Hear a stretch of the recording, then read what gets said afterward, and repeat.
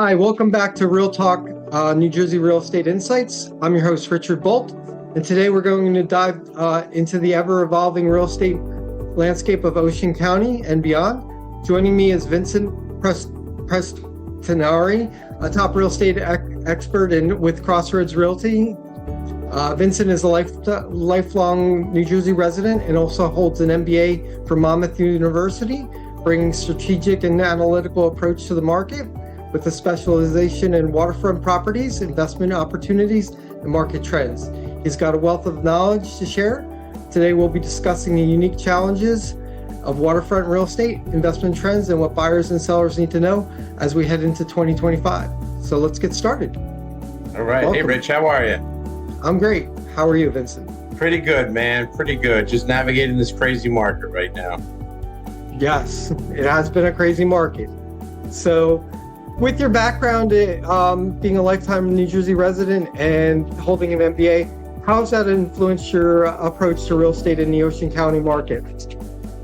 Well, I mean, I feel like I know it so well because this is all I've known, right? You know, when we're used to high prices when we live here in New Jersey. Everything's expensive. Taxes. You know, it's funny. I was just in Nashville for a trip last week, and we were talking. I met people, and I'm like, well, you know, what are your taxes for the year? And they're like, oh, they're a lot. They're $2,500. I'm like, oh, $2,500 a month? And they're like, no, $2,500 a year. I'm like, well, that gets me to like Valentine's Day, my taxes. So, but we're just so used to it. So I think if I came from another state, came to New Jersey, I'd be like, oh my God, nobody could ever afford to buy a house in New Jersey. It's crazy, the costs and everything. So I think that's how it influences me. So, because I know the markets are what you could see where you're getting a really good value, what towns are worth the taxes and things like that. I mean, I think that helps. So I remember a friend of mine when he went to work for a big bank after we'd worked together for a number of years. He was doing loans in like Alabama, and the woman told him their property taxes were $600. He's like, "Oh, a month? That's pretty high." She's like, "A month? That's for the year." Exactly, Okay. Exactly. But you get used to it, you know, and you just don't think anything of it. It's kind of crazy, but. So, what unique challenges and opportunities do waterfront and summer homes present in today's market? Oh, man. Well, I do live on the water. That's why we put that I specialize in waterfront. I do a decent amount. I'd like to do a ton more. One of the reasons I can't do as much as I want always because it is, I don't want to say seasonal, but it's economic too, right? Like adult communities seem to be working very consistent. People are dying in good economies and bad economies. So those houses are coming on the market no matter what happens. Waterfront's a little different. We had that boom for 5 years because of telecommuting and people just not having to go back to their office. So being that I live on the water, I know the challenge, and I know it's a little harder to live on the water, but, and I'm sorry if I'm just rambling on a little bit, Rich. It's just waterfront is my passion. I really like doing that the most. But can you just repeat what you were saying or your question? I'm sorry, got off topic. So, what unique challenges and opportunities do waterfront and summer homes present in today's market? Yeah, so right now the biggest thing, like I was saying with the water, you're dealing with flood insurance, right? That just went up. It went up for me. So what people don't always realize is if it's a second home, right, your flood insurance, there's a premium on that, so you're paying more for that. The maintenance is a lot more when you're dealing with waterfront as a second home, right? The salt seems to destroy everything at a much faster rate than your normal home, most likely. So more maintenance and more upkeep. Yeah, and a lot of the stuff that we'll deal with, you know, I'll give you an example. You know, I have all rocks in my house, right? You want rock because if you have grass, you don't realize it, but now you're going to have all the birds and the geese will be sitting there. So people don't know that, and you got to talk to them about that. Not to mention, like when I lived here on the water, it's Sandy. So when Sandy happened, I knew the roads you couldn't get down when that flood was here. So I would tell people, "You sure you want to be down there?" Because when Sandy was here, you couldn't get to that house, you know? So there's a lot more. It's not just, oh, let's just buy this house. We got to say, hey, you know, what's your base flood elevation? Well, what's that bulkhead like? What's the even the roads getting to? Your house could be newer, but at the end of a peninsula like mine is, but I couldn't get to my house for Sandy for 2 days because it was underwater, the road. Wow. So there's a lot more that goes into that. So you really need somebody who lives on the water or at least really knows it to get you through those hurdles. Because otherwise it's like, okay, you want that? I'll write a contract. No, well, let's talk about that. Bigger thing is if we're talking about waterfront, there's a lot of waterfront houses have like, there might be a bridge to get to it. Like you have to go under a bridge. Well, let's say you have a sailboat. You're not going to be able to get your boat to that house or a big fly bridge or a big, you know, outriggers. You can't get your boat to that house. So it's really important to know the area very well. I would think so. I mean, I tell people even to the restaurants, look, from this house, they got a lot of great choices for restaurants on the water. But that's where it really does. You need somebody experienced who knows the water or knows not just, yeah, I know a lot about waterfront, but I live it almost on an every day about, I can tell you the best fishing spots, clamming spots all over the place. Yeah. So the best coves to hang out in. So I think that adds a lot more value. That's one of the reasons why I like specialize in waterfront or vacation homes, because that's kind of what I do when I'm not working. So Awesome. Can you share a success story that you helped a client achieve significant returns on a real estate investment? man, I think I could share a bunch of those, because anything I sold in the last 5 years, they've achieved their investment. But let's just go back to 2020. Anybody who bought anything in 2020, now fast forward 5 years later, they probably in some cases they've doubled their money, if not about 30 to 50%. So, and that was by accident, right? I didn't say buy this, it's going to be a good real estate investment. But what I did do is I'd help people buy investment properties where they were getting cash flow and a good return. Now you get 2020 come in, everybody's on TV, everybody putting value on real tangible properties, right? Not the stock market, because we can't control that. Yeah. Next thing you know, you're not only getting cash flow, your condo or your investment probably just doubled. Yeah, equity. But even more so, like we steer them into, hey, this is going to be a good school system. This might be a place where there's always going to be value. Certain towns around here, Howe, Point Pleasant, these are towns that they don't go up and down like a lot of other towns, because people always want to be in there. So I think that would be the best, where, look, you could buy into this neighborhood, and this is the safest investment than taking a chance in that other neighborhood. So, like they always say, location, location, location. yeah, I mean, that can change with certain things, right? Like, especially if you want to talk about investment strategies. Like, I do believe in diversifying, but I own a couple rental condos, and one of them I had a chance to buy multiple ones. And hindsight, maybe I should have, but the problem is if I would have bought 5 condos, say in one area, and now somebody gets shot or murdered or something crazy happens, something bad happens, I get beat up on 5 condos, right? Yeah. But if I bought 5 in different areas, I could take one of them losing value, the other 4 aren't. And that's happened, not personally to me, but some of my people, where there was a murder committed and a murder-suicide committed in the townhouse community. And that was a little weird for a while. Like, every time I showed in there, it's like, oh, isn't this where that guy murdered his girlfriend? So you never know. Or it could be even something else, an oil spill, a natural disaster, anything like that could really hurt your property. So that's one of the things I would tell somebody investing. Don't buy all your investment properties in the same neighborhood, because one bad thing can affect all 5 of them, all of them. Yeah. Yeah, that's a very wise strategy to diversify into different locations. That way, you're not subject to one significant impact in an area that affects all your investments. Just like mutual funds or stocks, buy your safe ones, and then buy ones that maybe can increase in value, right? Buy a neighborhood that's up and coming, buy a safe neighborhood, and you take a chance, and one's a little bit riskier, but there could be rewards. So you just got to measure everything. Not much different. Anybody who would invest in the stock market, mutual funds, I think would understand the concept. Let's see. The New Jersey housing market has seen a 9% year-over-year increase in home prices as of January 25. What factors do you believe are driving this growth? Oh, well, actually, 9% seems low in my opinion, but biggest thing, telecommuting, although that's changing a little bit. But I think the telecommuting, I think, quality of life, people are saying, hey, if I don't have to go to work every day, why don't I live where I can either have more land or be close to the beach or be on the water or be on a farm, for that matter? Yeah. And honestly, I think with, not to get political, no matter what side you are, but being how these cities were locked down during COVID, I think that's in the back of a lot of people's minds, saying, hey, what happens if they lock us down again? I don't want to be trapped in a 400 square foot apartment. I want to be able to do stuff. So I think that's the biggest thing. I don't see the big rush to get into cities right now. I see it to get out of cities. Yeah. Safety, especially. I mean, just with all the stuff going on in the world, the cities aren't the safest place. Probably don't want to raise your family there. I think that's the biggest thing contributing to a lot of this stuff.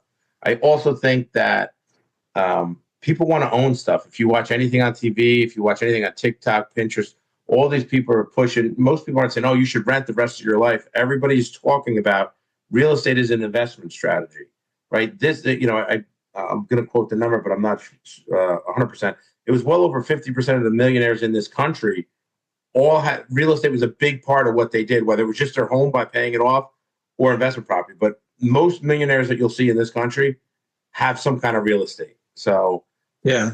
and From what I understand, the average homeowner has 40 times the net worth of the average renter in America. wow, So that's a huge. I mean, this you know more about this. This is your business, just as is yeah, mine. But that's actually amazing. 40 times, huh? yeah. Their net worth is 40 times greater. So I would not have thought it was that much, but I definitely would have thought it was much. I mean, realistically, Rich, if you bought something a year ago, you got equity in it. Even if you put nothing down, you have some equity in it. So yeah. So getting to that, in the competitive market where homes are often selling above the asking price, what strategies do you employ to help your clients secure their desired properties? So you're talking from a buyer's perspective, I imagine, right? Yep. So I'll tell you what I do. I think a lot of agents are doing it now, but I would definitely, before I did that, I would call the other agent and say, is there any terms aside from price that is very important to your client?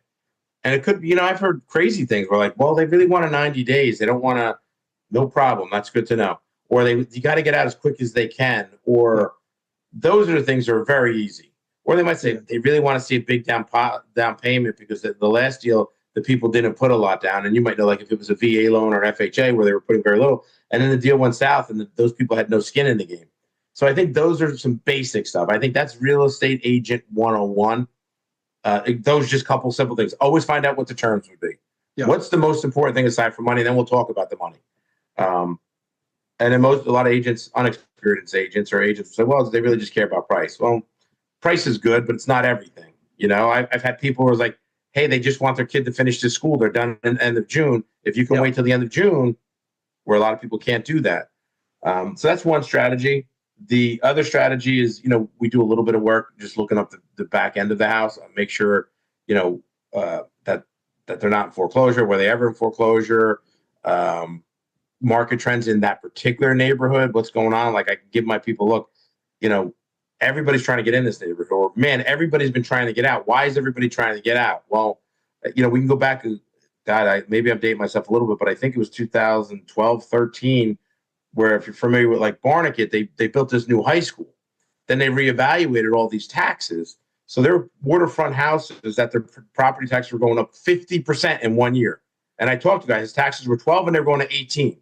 So if I saw a big like that, a lot of people trying to get out, I might say, hold on a second.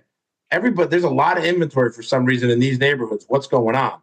Yeah. So a little bit of that might help, because you might not know, and then you get in there and then your taxes are jumping 50%. Or if it was a condo situation, sometimes there could be a special assessment. People are trying to get out before they have to. I've dealt with Little Lake Harbor where they were doing dredging, and everybody on those lagoons had to pay $10,000 for this dredging, and it was a 0% over a 10-year period. But when you close the house, you had to make sure the seller was paying this. It was all paid off. Yeah. So there's a couple things like that you want to do. This is another thing where I could say, hey, this is a really good neighborhood. It's going to be even if the economy turns down, this is still where people are going to be. And if the economy turns up, you're going to have, more value. So we do a little bit of that stuff too. At least I do a little bit of that stuff. I teach some of my other agents that stuff too.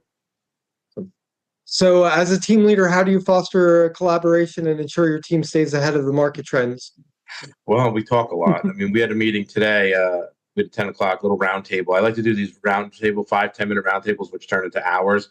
And we just talk about what's going on, strategy. What can we do different? What do we come up? We brainstorm ideas. I throw things up on whiteboards and we write ideas, different lead sources, things that are going on, events that they want to hold, all kinds of stuff.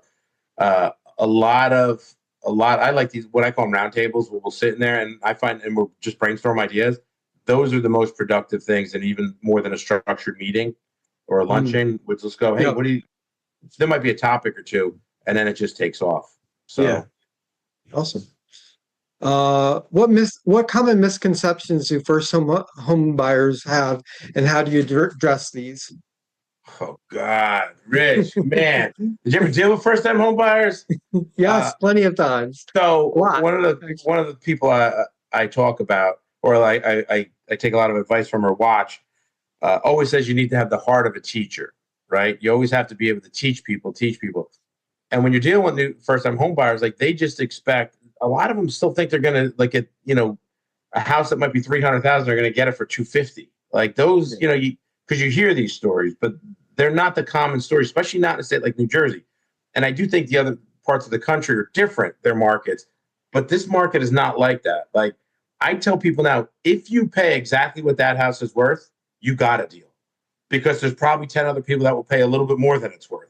Yeah. So I think the big misconception for them is they think they're going to get this deal and be able to get a great deal. And sometimes it happens. I'm not saying it doesn't.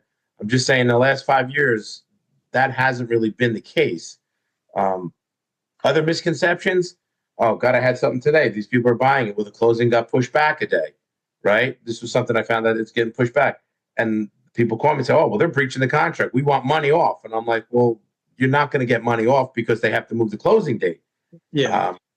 That's not, so they think that they have a lot more control, these first-time home buyers, and they don't.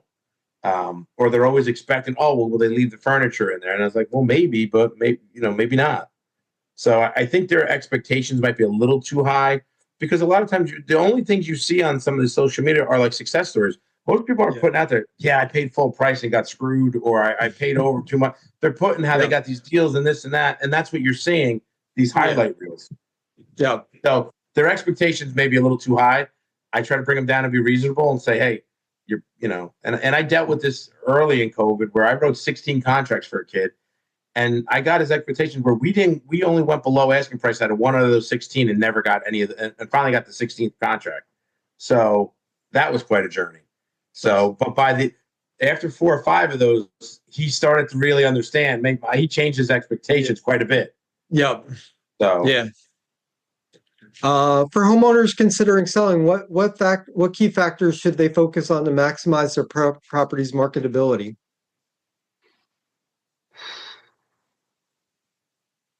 Well, they need to get the right agent for one, but I would think what we'd like to see is if we could put a product together that's not neglected, right? The light bulbs are working, it's clean. There's nothing worse than seeing one part of the house is neglected and then people start thinking it's all over there. So if you want to get top dollar, just basic things, right? Like declutter your house. I'm not even talking about full staging, just declutter. You don't need 3 coffee pots on your counter. Make sure all the light bulbs are on, but make sure all the light bulbs are the same glow. They have different, light, bright, warm, whatever. Make sure that is, because it makes it a consistent feeling. That's what I would tell them, because honestly, they can't really do much about the neighborhood. If the neighborhood's good, it's good. It's bad, it's bad.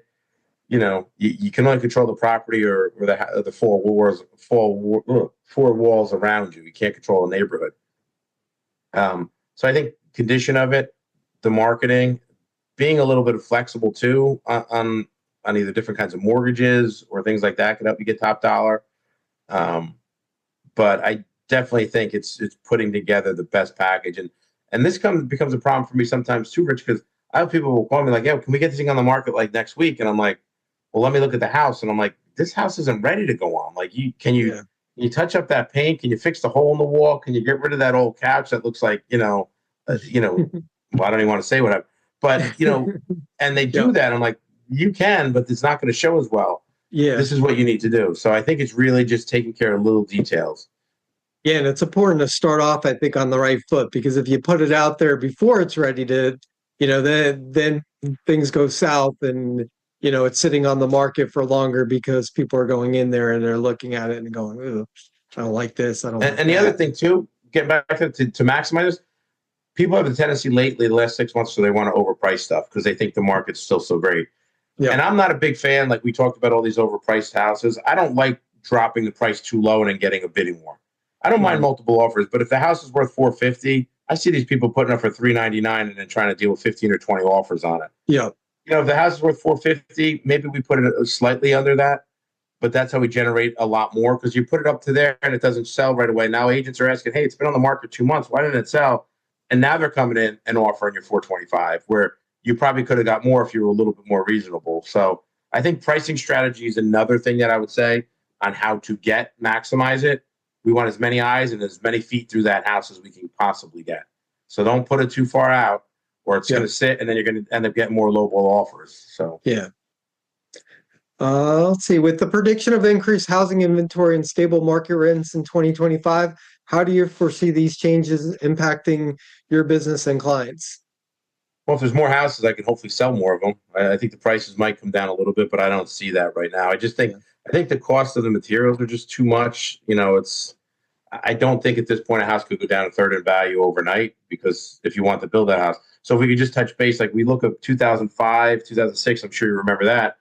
People would buy a house and then put it up for sale for $50,000 more a week later. But people could buy a house for 500 and there'd be an empty lot next to it. You could buy the lot for 100, build it for 300, and you're into it for 400. That market was fake, was off, because you could build it so much cheaper than you could buy it at that point. Now it's costing you more to build than you could buy. So I think that's going to be, I think the cost of goods are going to be a big, unless 2x4s go back down to $2 a piece. I don't even know what they're at, but I remember when they were up to $8. Unless that happens, I don't see a big reduction in pricing. I think there's a lot of corporate companies coming in and building a lot of apartments, a lot of condo complexes. Everywhere I go, I see that. I see that a lot seems to be too. the big, I see that as the big. I mean, it's a good thing, because it gets, my thing is people who are renting are on deck to purchase, right? But I think that's the future. They just want to build rentals and not as many houses. So if I was going to preach out of an economy 101 book, more houses, more supply should decrease the demand, right? But I think the demand is going to be well higher anyway. Yeah. I want to get back to the other thing too with this demand. I think these Airbnbs, VRBOs, all these things you see on all these social media sites where people are doing this created a situation where people weren't selling anything. They would just Airbnb it. And if you ever check that out, you could be in the middle of a neighborhood thinking, why would anybody want to rent here? And there's Airbnbs all over those neighborhoods. So that gave people an opportunity to hold your buy and hold strategy. And they can rent that Airbnb out for 1 week, a month, and make just as much as if it was a yearly lease for 1 month. Wow. So that made people acquire, and nothing's coming back on the market. Anything I do on the Barrier Islands, people, the first question said, can we rent it? And it's all about an Airbnb strategy, which is becoming. But I think that was more of the problem to increase these prices, like we talked about earlier. But nobody was going to sell it; they're just going to Airbnb it and make more money. Yeah. So, that's what I'm saying. So I don't know. Maybe prices will come down. I'm not worried. I mean, 10% here or there is not going to be enough. A third in a couple of years could be a big problem. We just experienced 50% in the last 5 years. So, but. Do you have any other thoughts that you want to share with our audience? Well, I think we were talking about advice for first-time home buyers or just buyers in general. And the one thing I would tell you is, and I'm not saying this because this is what I do, but I've learned from personal experiences, a lot of times people try to time these market trips. They say, oh, well, this market's going to go down at 10%. It's going to go this and this. If you're not in the market, you're already losing. Even if you're in the market that's going down, you're not losing. And it's similar to a stock market. Get in and just buy your house. That's what I would tell you. And I'll give you a personal story. A friend of mine, he wanted to rent a house. And I said to him, so why do you want to rent? Why don't you just buy? He's like, this is like 2 or 3 years ago, Rich. Market was still coming way up, right? It was on fire. I said, why don't you just buy something? He's like, I don't want to buy because the market's going to crash. He's like, all the indicators are saying it's going to crash. And I'm like, well, what indicators? Because my indication is I get people calling me all the time and wanting to buy a house, and that's what they're looking for. I know where the demand is. Yeah. Long story short, we do a 2-year lease at $3,000 a month for a little house, little Cape Cod house, nice house and all, $3,000 a month. And I said to him, so you're going to pay $72,000 in the next 2 years. Mm. If you were to buy a $500,000 house and it goes down 10% in those 2 years, you only lose $50,000. But if you're renting, you're throwing $72,000 away. So I'm like, what? And I said to him, how much do you think the market's going to go? Like, do you think it's going to collapse? Because even if it goes down 10%, you're still ahead of the game. So I think that's a big strategy too for people trying to time it right. Just get in on it, because the one thing about real estate is it's not a stock market. The stock market is not. I can't do anything with stocks if they go down except for sell them. But a house, I'm living in it. I can rent it. I can feed my family in it. I can throw the baseball around with my kid or shoot a hockey puck out in front. The house is a lot different than other investments, because the other thing is, if my house drops by a third tomorrow, Rich, guess what? I'm still going to sleep in it. I'm still living in it. I'm not going anywhere. And you play the long game. Maybe we'll go up a third in a couple years. But the point is, I could still use it. It's a tangible asset. So that's my story. I would say the best thing I could tell you is get in on the market, because if you're not in on it, you're already losing. Awesome. This has been a great conversation, Vincent. If any of my audiences are looking to get in touch with you, what's the best way for them to reach out to you? Social media, phone, email? Facebook's fine. A phone's fine. Text, email, fax, carrier pigeon, whatever they can do. Whatever's Awesome. good for them, because I'll work with whatever. But you can definitely find me on social media, Facebook, Vincent Prestinari or Vinny Prestinari. It's on there. That would be a great way to do it. Or just call you, Rich, and you can send them my way. Either way. Awesome. So, hey, I appreciate you having me on, Rich, and taking the time. It's been a pleasure. It's been great. It's been great. Thanks, Vincent. All right, man. I hope I can talk to you real soon. You bet.